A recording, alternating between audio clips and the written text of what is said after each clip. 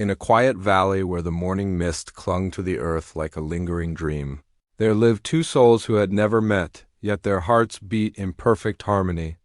Aria was a girl with a voice like a songbird's whisper, raised in a modest home at the edge of the forest. She painted her dreams in vivid colors on old scraps of cloth, always feeling as though a part of her life was missing.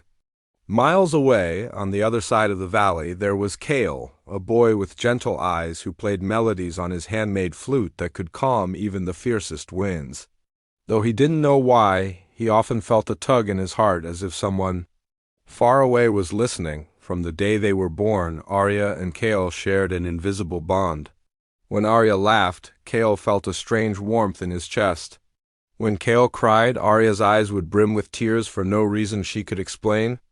They never knew that they were twin souls, destined to find each other no matter how far apart life placed them. One summer evening, Aria's village fell into sorrow.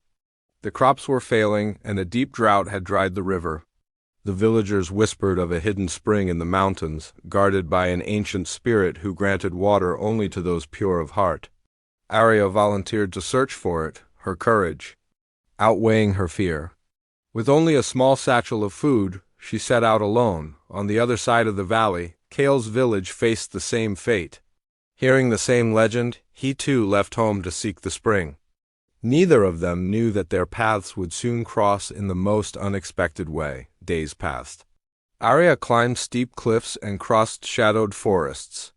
One night she heard the faint sound of a flute drifting through the trees, a melody that felt achingly familiar.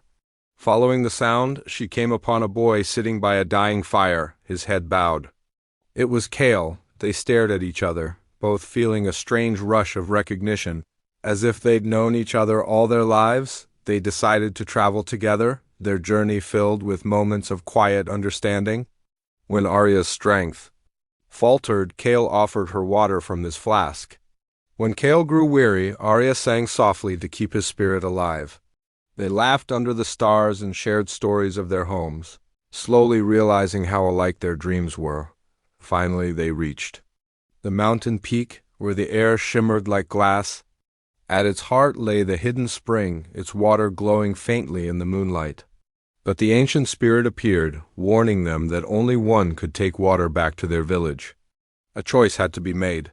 Silence fell between them, the weight of the decision pressing heavy on their hearts. Aria thought of her village, the children waiting for water.